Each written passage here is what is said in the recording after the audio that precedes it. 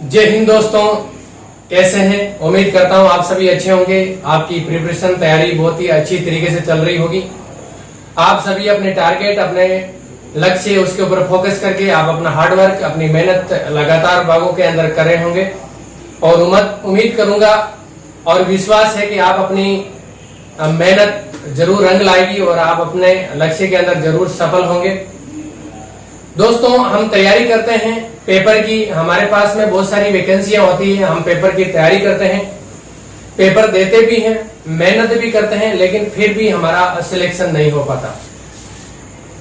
बहुत सारे स्टूडेंट ऐसे हैं जिनका सिलेक्शन बहुत कम मेहनत करने से भी हो जाता है। बहुत सारे स्टूडेंट भाई बहन ऐसे हैं जो लगातार भागों के अंदर तैयारी कर रहे हैं, लेकिन फिर भी उनका सिलेक्शन नहीं हो पाता। दोस्तों, यहाँ पर आप लोगों के बीच में जो डिफरेंस है, जो सिलेक्शन होने का और नहीं होने का, ये सिर्फ ओनली फॉर एक रीजन है कि आपके पढ़ाई करने का तरीका, आपकी मेहनत करने का तरीका, आपकी स्मार्ट स्ट्रेटेजी। क्या आप पढ़ाई को कैसे करते हैं? आप मेहनत तो करें, लेकिन मेहनत कैसे कर रहे हैं? मेहनत का आप करने का जो तरीका है वो कैसा है? आप अपने सिलेबस को कैसे कवर कर रहे हैं? आप उसका क्या रिवीजन कर रहे हैं कि नहीं कर रहे हैं? उसको कैसे पढ़ रहे हैं, कैसे नहीं पढ़ रहे हैं? बहुत सारे फैक्टर हैं जो डिपेंड करते हैं आपकी सक्सेस को लेकर। आपको मेहनत जरूर करते हैं आप सफल होने के लिए, लेकिन आपका ये तरीका, जो आपकी गाइडेंस है, जो आपकी स्ट्रेटेजी है, इसमें कहीं ना कहीं कमी रह जाती है और उसके कारण से आप अपने आप में सिलेक्शन नहीं ले पाते हैं। दोस्तों, मैं आज आप लोगों को बताऊंगा कि आप सबसे पहले बोर्ड पे भी देख रहे हैं, थंबनेल में भी देखा होगा, अपने चैनल बीएल एजुकेशन मोटिवेशन के अंदर आपका स्वागत करता हूं। अपना Telegram channel BL education motivation को भी जरूर ज्वाइन करें। आपने थंबनेल में देखा होगा कि एग्जाम को कैसे पास करें, हम इसके ऊपर आप डिस्कशन करेंगे। भले ही वीडियो थोड़ा सा लंबा हो, लेकिन आप जरूर एक बार देखना टाइम निकालकर। आप यहाँ से कुछ जरूर सीख के जाएंगे, ये मेरा 100% दावा है। पेपर को कैसे पास करें, कैसे तैयारी करें और क्या हमारा पढ़ने का तरीका होना चाहिए, कैसे हम पढ़े कि हम कम समय के अंदर सफलता पा लें। दोस्तों, सबसे पहले मैं ये बताना चाहूंगा, आप अपना टाइम टेबल बनाइए। एक आप अपना टाइम टेबल निश्चित कीजिए कि मुझे इस पेपर की तैयारी करनी है, और पेपर जब नोटिफिकेशन आ गया तो नोटिफिकेशन आने के बाद में जब फॉर्म फिलअप होते हैं उस समय आप तैयारी करना स्टार्ट करते हैं। सबसे बड़ी कमी यह है कि आपका जब वैकेंसी निकल गई है, जब नोटिफिकेशन आउट हो गया, जब फॉर्म फिलअप होना स्टार्ट हो गए, उस समय आप अपने पेपर की तैयारी करना शुरू करते हैं। दोस्तों, मैं आप लोगों को एक चीज यहाँ पर क्लियर कर देना चाहूंगा कि आप अपना टारगेट फिक्स कीजिए कि मुझे इस भर्ती के अंदर सिलेक्शन लेना है, इसके अंदर मुझे नौकरी लगना है। तो आप उसकी चाहे नोटिफिकेशन आए, चाहे वैकेंसी वो आए या नहीं आए, आप अपनी तैयारी के अंदर आप अपना सिलेबस को उठाकर अपना टाइम टेबल बनाइए और उसके अंदर आप अपनी जी जान से लग जाइए। भर्ती जब आएगी आ जाएगी, नोटिफिकेशन जब आउट होगा हो जाएगा। जब आप पेपर के लिए फॉर्म फिलअप कर पाएंगे, लेकिन आप तैयारी शुरू कर दीजिए।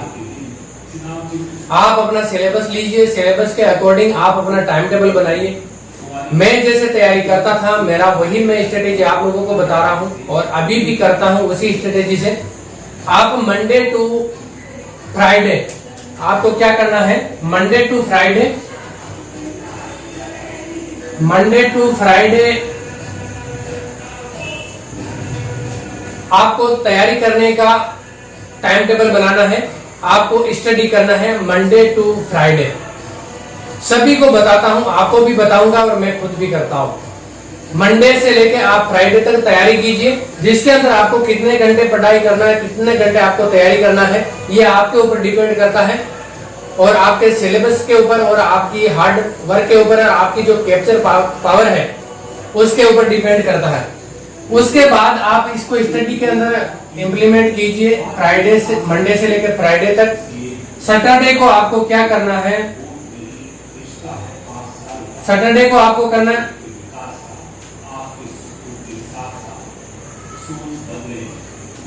सैटरडे को आपको रिवीजन करना है।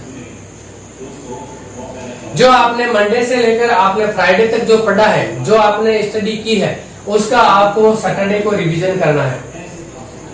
इसके बाद में संडे को आपको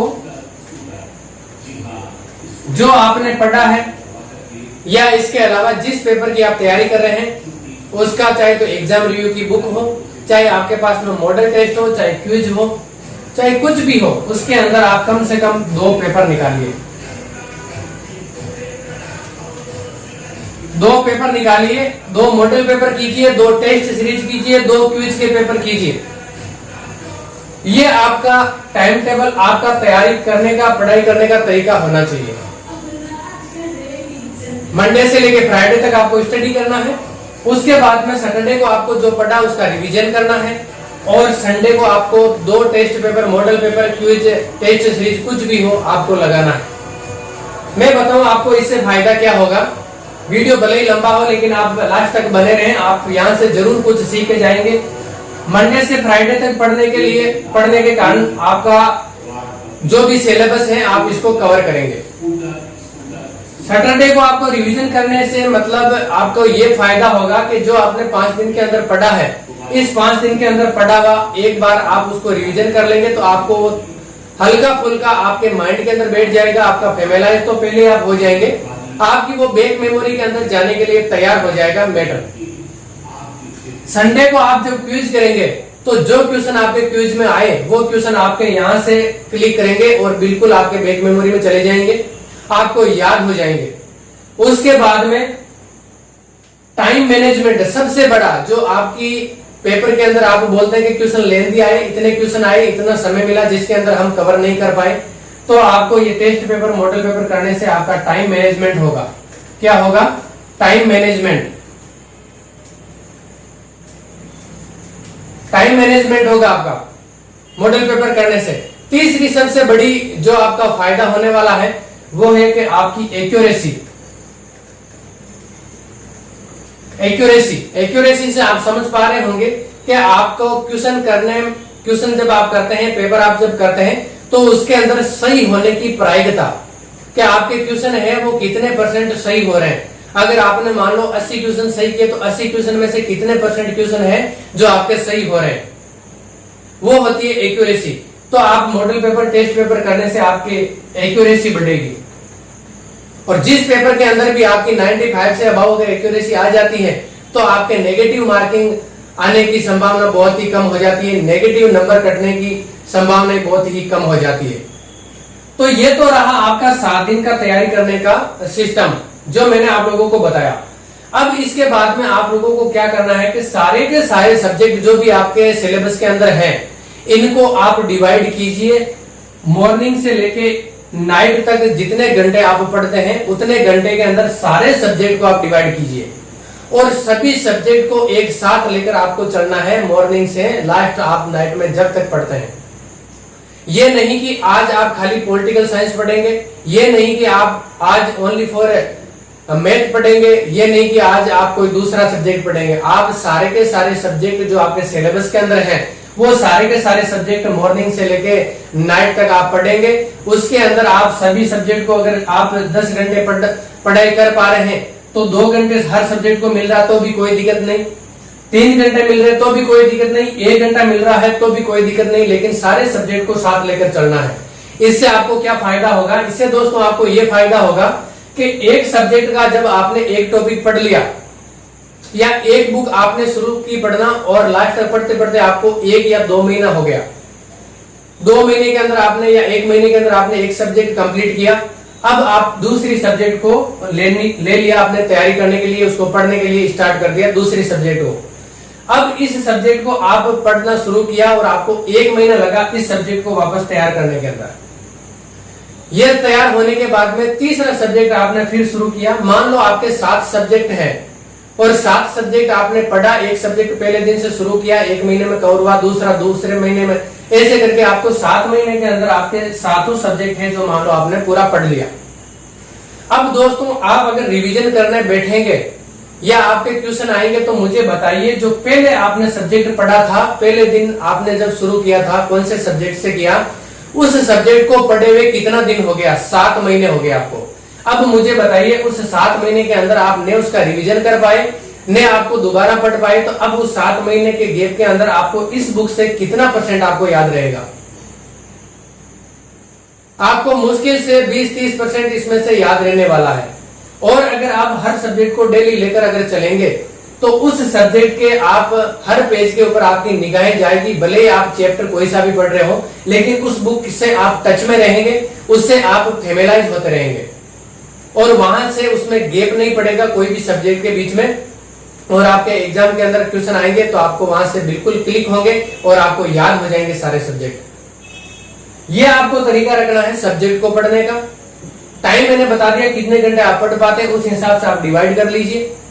सारे सब्जेक्ट को पढ़ना है और जो मंडे से लेके संडे तक जो आपका 7 दिन का जो टाइम टेबल है वो कैसे पढ़ना है वो आपको मैंने ऐसे बता दिया। अब आपको पढ़ने का तरीका बताता हूं दोस्तों। आप जिस सब्जेक्ट को पढ़ रहे हैं उस सब्जेक्ट के आप अंडरलाइन करते जाइए, या आपके पास में सफिशिएंट टाइम है तो आप उस लाइन को पढ़ते समय ऐसा फोकस करना है, उसके ऊपर ऐसे मनन करके आपको पढ़ाई करना है कि आप खुद उसमें से क्वेश्चन बनाना सीख जाओ कि यहां से ये चैप्टर ये पैराग्राफ मैंने पढ़ा तो इसमें से ये लाइन इंपॉर्टेंट है और ये क्वेश्चन बन सकता है, चाहे घुमा फिरा के कैसे भी बनो। उस लाइन को आप या तो अंडरलाइन कर लीजिए या आप कोई भी नोटबुक के अंदर आप नोट कर लीजिए। ऐसे करते जाइए पढ़ते समय। लास्ट में आपको क्या करना है, जब रिवीजन करेंगे आप, रिवीजन के समय आपको या तो अंडरलाइन वाली लाइन पढ़ना है या आपने जो लाइन नोट की है उसको पढ़ना है। खुद के नोट्स तैयार हो जाएंगे, किसी दूसरे के नोट्स पढ़ने की जरूरत नहीं है। हर स्टूडेंट का अपना पढ़ने का तरीका होता है, उसका पढ़ने का तरीका हो सकता है आपके समझ में आए या नहीं आए, इसलिए कोशिश करें कि आप बुक में अंडरलाइन करें ताकि आपका समय वेस्ट नहीं होगा। अगर आप दोनों मैनेज कर पा रहे हैं, नोट्स बनाना चाह रहे हैं, तो अपनी उसी लाइन का खुद अपना नोट्स बनाइए और वापस रिवीजन अपने खुद के हाथ से लिखी हुई उसी लाइन से आप रिवीजन कीजिए।